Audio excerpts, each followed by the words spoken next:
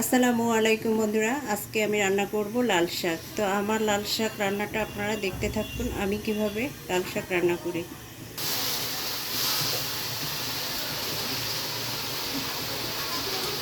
আগে দিয়ে দিচ্ছি পেঁয়াজ কুচি, মরিচ,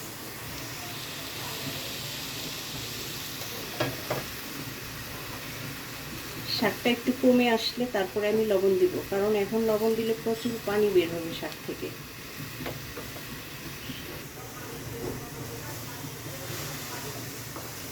আগে দিয়ে দিচ্ছি 4 চামচের 1 চামচ লবণ।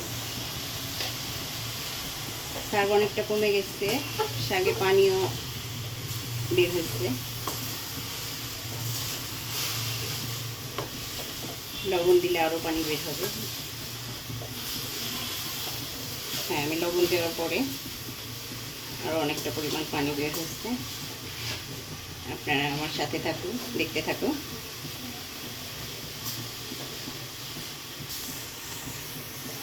শাকগুলো সিদ্ধ হয়ে গেছে, আমি এখন এটাকে তেলে দিব। দিচ্ছি তেল, সাথে দিচ্ছি রসুন কুচি, শুকনো মরিচ 2টা,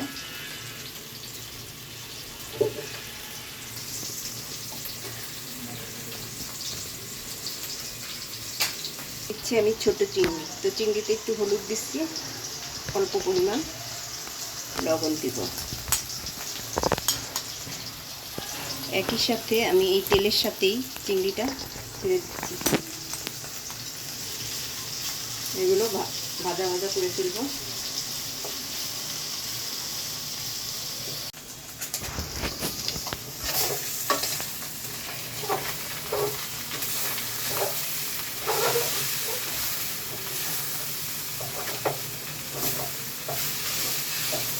লাল শাক ভাজিটা হয়ে গেছে, এখন আমি একটা প্লেটে তুলে নেব।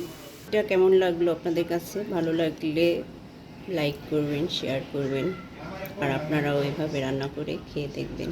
আজ এ পর্যন্তই, দেখা হবে নতুন কোনো রেসিপি নিয়ে। সে পর্যন্ত ভালো থাকবেন। আসসালামু আলাইকুম।